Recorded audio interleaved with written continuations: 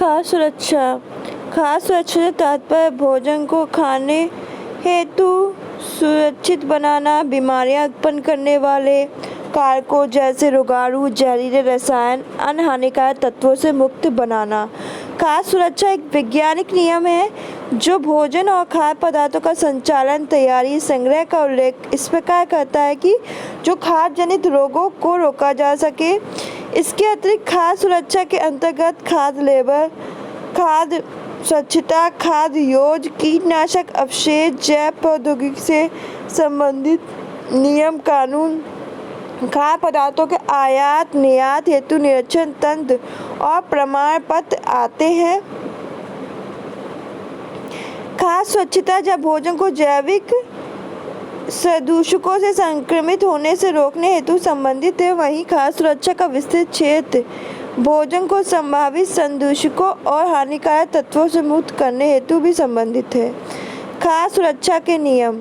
खाद्य जनित रोगों से फैलने से रोकने हेतु खाद्य संचालन, भोजन पकाने, संग्रह के समय सुरक्षा नियमों का पालन करना आवश्यक है। भोजन तैयारी के प्रत्येक चरण में निम्नलिखित नियमों का पालन करना चाहिए। सफाई। भोजन तैयार करते समय, पकाते समय हाथों और कार्यस्थल की सतह को समय समय पर साफ करते रहना चाहिए। पृथक दूषण रोकने हेतु कच्चे खाद्य पदार्थ को पके हुए तैयार खाद्य पदार्थों से दूर रखना चाहिए। पकाना। खाद्य पदार्थों को विशेष तौर पर मांसाहारी खाद्य पदार्थों को उचित तापमान पर पकाना। इसके अतिरिक्त खाद्य पदार्थों को यदि पुनः गर्म करना हो तो तापमान का ध्यान भी रखना। प्रशीतन। खाद्य पदार्थों को फ्रिज में रखने से हानिकारक जीवाणु को पनपने से रोका जा सकता है। खाद्य पदार्थों को समय पर फ्रिज में रख देना चाहिए। भोजन को कमरे के तापमान में 2 घंटे से अधिक समय तक नहीं रखना चाहिए। खाद्य सुरक्षा के मूल सिद्धांत। देखिए, जीवन में स्वादिष्ट और पौष्टिक भोजन का अत्यंत महत्व है। भोजन चाहे घर में पका खाया जाए या किसी व्यावसायिक संस्था में जैसे होटल, रेस्टोरेंट आदि में, खाद्य सुरक्षा संबंधी समान मुद्दे, मूल सिद्धांत हमेशा एक जैसे रहते हैं। खाद्य सुरक्षा के मूल सिद्धांत इस प्रकार हैं। व्यक्तिगत स्वच्छता का पालन।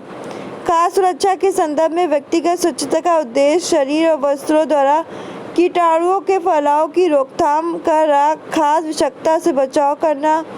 यह व्यक्ति की स्वयं की और संपूर्ण खाद्य संचालक की जिम्मेदारी होती कि वह खाद्य स्वच्छता के सिद्धांतों को समझते हुए व्यक्तिगत स्वच्छता का पालन करें। व्यक्तिगत स्वच्छता के अंतर्गत जो नियम घटक हैं उनका ध्यान रखना चाहिए। पहला, वस्त्र। प्रयोग में लाए जाने वाले वस्त्रों को नियमित धुलाई सफाई होनी चाहिए, अन्यथा वह रोगाणु का घर बन जाते हैं। हमेशा साफ सुरक्षित वस्त्र पहनने चाहिए। इस बात का भी ध्यान रखना चाहिए कि शरीर पर फिट हो।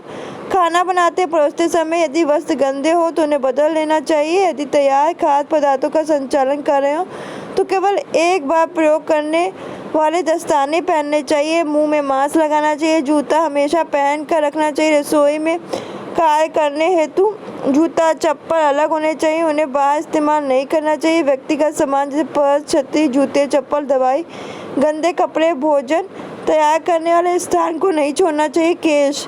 खाद्य संचालन के समय बालों को ढक कर रखना चाहिए। छोटे छोटे बालों में क्लिप लगाना चाहिए। जिस क्षेत्र में खाद्य पदार्थों का संचालन हो वहाँ कंघी नहीं करनी चाहिए। यदि बाल लंबे हो तो वहाँ जूड़े में बांध कर जूड़ा जला देना चाहिए। फिर जूड़ा जाल लगा देना चाहिए। जला नहीं देना चाहिए। सॉरी तो उन्हें जूड़े में बांध के जूड़ा जाल लगा देना चाहिए। नाखून। लंबे नाखून में गंदगी और कीटाणु पनपते हैं, उन्हें छोटे और नेल पॉलिश रहित रखना चाहिए। यदि नेल पॉलिश लगी होगी तो दस्तानों का प्रयोग अवश्य करना चाहिए। जेवरों में ऐसे कीटाणु छुपे होते हैं जो हाथ धोने पर भी नहीं निकल पाते। खाद्य संचालकों को खाद्य पदार्थों को छूने से पहले जेवर जैसे कर्पूर, अंगूठी, घड़ी, चेन, चूड़ी, ब्रेसलेट आदि उतार देने चाहिए। ऐसे जेवर जो जल्दी खुल जाते हैं उन्हें नहीं पहनना चाहिए क्योंकि वे भोजन में गिरकर उसे संदूषित कर सकते हैं। हाथ साफ हाथ खाद्य सुरक्षा का सबसे महत्वपूर्ण यंत्र है क्योंकि जो हाथ साफ दिख रहा है जरूरी नहीं हो कीटाणु रहित भी हो। खाद्य संचालकों को समय समय पर हाथ धोते रहना चाहिए। खाद्य संचालक को हाथ पर जले कटे घाव को उपयुक्त जल रोधक पट्टी से ढकना चाहिए। दस्तानों का प्रयोग करना चाहिए। खाद्य संचालकों को निम्न स्थितियों में हाथ धोना चाहिए: कार्य शुरू करने से पूर्व, भोजन संचालन से पूर्व, शौचालय के उपरांत, कच्चे खाद्य सामग्री को छूने के उपरांत, गंदे उपकरण और बर्तनों को छूने के उपरांत, खांसने, छींकने, धूम्रपान, खाने पीने या नाक साफ करने के उपरांत, पशु या कूड़े को छूने के उपरांत, अपने नाक, कान, बाल, मुंह, शरीर के अन्य अंगों को छूने के उपरांत। अब खाद्य मिलावट क्या होता है? जब एक नॉर्मल खाने में हम कुछ मिलावट कर देते हैं उसे खाद्य मिलावट कहते हैं। खाद्य पदार्थ में किसी भी प्रकार के निम्न श्रेणी के अखाद्य पदार्थ का मिश्रण अथवा उसके महत्वपूर्ण तत्व निकाल कर उसकी गुणवत्ता, पौष्टिकता को घटाया जाता है। मिलावटी खाद्य पदार्थों के सेवन से स्वास्थ्य पर हानिकारक प्रभाव पड़ता है। साथ ही मिलावटी वस्तु के सेवन से कई प्रकार की बीमारी उत्पन्न हो जाती हैं। खाद्य पदार्थ मिलावट के उपरांत कई बार उनका बाह्य स्वरूप भी अधिक आकर्षित हो जाता है, जिससे वह उपभोक्ता द्वारा अधिक पसंद किया जाता है, परंतु उसके सेवन के उपरांत ग्राहक के स्वास्थ्य पर प्रतिकूल प्रभाव पड़ता है। भोज्य पदार्थ में निम्नलिखित तरीकों से मिलावट की जाती है। खाद्य पदार्थों को संचित करने वाले तत्वों को निर्धारित मात्रा में अधिक मिलाकर, जैसे जैम, सॉस, परीक्षित करने वाले तत्व अधिक मिलाना, PFA द्वारा प्रतिबंधित संरक्षित पदार्थ मिलाना, खाद्य पदार्थों में सरकार द्वारा स्थापित मानकों से अधिक मात्रा में अप्राकृतिक रंग मिलाकर, पैक्ड खाद्य पदार्थ की पैकिंग द्वारा विषैला पदार्थ निष्कासित होने की वजह से, खाद्य पदार्थ से महत्वपूर्ण तत्व निकाल के जैसे दूध में से वसा निकालने की वजह से हुई मिलावट, खाद्य पदार्थ में हानिकारक तत्व मिलाना जैसे सीसा मिलाने की वजह से मिलावट, उचित भंडारण न होने से खाद्य पदार्थ में कीड़े, घुन, कवक, धूल, कंकड़ आदि मिल जाने की वजह से मिलावट, उत्तम श्रेणी के खाद्य पदार्थ में निम्न कोटि के खाद्य अखाद्य पदार्थ मिलाना जैसे काली मिर्च, पपीते के बीज मिलाना, घी में तेल, वनस्पति मिलाना, पिसी लाल मिर्च में ईंट का चूरा मिलाना, खाद्य पदार्थ में हानिकारक तत्व जीवाणु स्वयं उत्पन्न हो जाने के कारण वंश हुई मिलावट, खाद्य पदार्थ में निरंतर चलने वाली जैविक रासायनिक प्रक्रियाओं द्वारा हानिकारक तत्व जीवाणु स्वतः उत्पन्न हो जाते हैं, जिसके कारण खाद्य मिलावट होती है। खाद्य मिलावट के उद्देश्य विक्रेता द्वारा अधिक लाभ कमाने की, यानी कि विक्रेता चाहता है कि मैं अधिक लाभ कमाए, इसलिए खाद्य मिलावट कर देता है। और मांग के अनुरूप पूर्ति ना होना, क्या होता है जनसंख्या बहुत अधिक हो जाती है और सामान अधिक नहीं होता है, इसलिए मिलावट करके उसे बेचने के उद्देश्य से और लाभ कमाने के उद्देश्य से मिलावट की जाती है। खाद्य पदार्थ निषेध अधिनियम PFA 1954 के अनुसार खाद्य पदार्थों में मिलावट दो प्रकार से की जाती है: अनजाने में हुई मिलावट, जानबूझ कर की गई मिलावट। अनजाने में हुई मिलावट, इस प्रकार की मिलावट मानवीय भूल, लापरवाही के कारण खाद्य पदार्थों के मिश्रण जीवाणु स्वतः उत्पन्न होने की वजह से हो जाती है। फसल की निगरानी के समय धूल, कंकड़ आदि मिल जाना, उचित भंडारण व्यवस्था न होने पर भोज्य पदार्थ में सूक्ष्म जीवित तत्व उत्पन्न होना, उचित भंडारण न होने, सावधानी में चूक की वजह से खाद्यान्न में कंकड़, छोटे छोटे पत्थर, खाद, फूस आदि मिल जाते हैं, जिसके सेवन से विभिन्न बीमारियां उत्पन्न हो जाती हैं, आंतरिक अंगों को नुकसान होता है।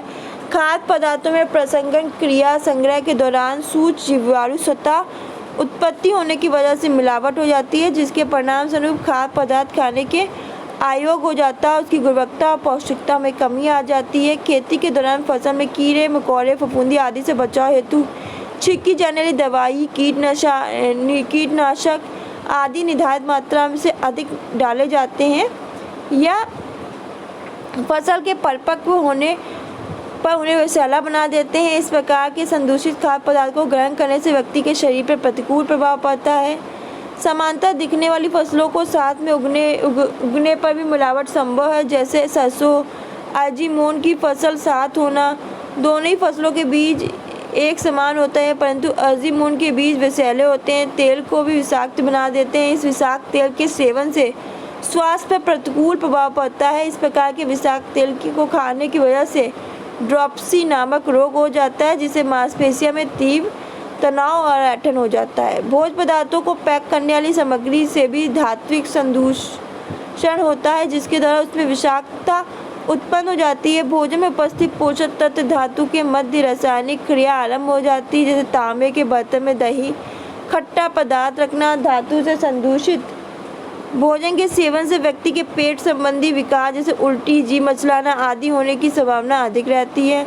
जानबूझकर की मिलावट। खाद्य विक्रेता द्वारा मिलावट जानबूझकर की जाती है। इस प्रकार की मिलावट का मुख्य उद्देश्य लाभ प्रतिशत बढ़ाना अधिक होता है। यह मिलावट मुख्यतः खाद्य पदार्थ में निम्न कोटि के खाद्य पदार्थ या अखाद्य पदार्थ मिलाकर उसके मौलिक गुणों को बदलकर पौष्टिक तत्व को हटाकर की जाती है। इस मिलावट खाद्य विक्रेता द्वारा काफ़ी चतुराई से की जाती है, जिसे देखने मात्र से उपभोक्ता के इसके विषय में ज्ञात नहीं हो पाता। सैनकिन मिलाकर शक्कर का वजन बढ़ाना, दूध में अशुद्ध पानी मिलाना, अनाज दाल मसालों में धूल कंकड़ मिट्टी में बेचना, घी में वनस्पति जानवर की चर्बी बेचना, दूध में वसा निकाल के बेचना, अरहर की दाल में खेसरी की दाल को मिलाना, दोनों ही दानों का रंग स्वरूप बनावट एक समान रहती है। खेसरी दाल की कीमत अरहर दाल से अपेक्षाकृत कम रहती है, जिस कारण अधिक लाभ पाने की इच्छा खाद्य विक्रेता इन दोनों को मिला देती है। खेसरी दाल के सेवन से लेथाइजिम नामक बीमारी हो जाती है। खोआ का वजन बढ़ाने हेतु उबला आलू मैदा या चावल का आटा मिलाया जाता है। तो फ्रेंड्स, ये था आज की क्लास। मिलते हैं नेक्स्ट वीडियो में नेक्स्ट टॉपिक के साथ। धन्यवाद।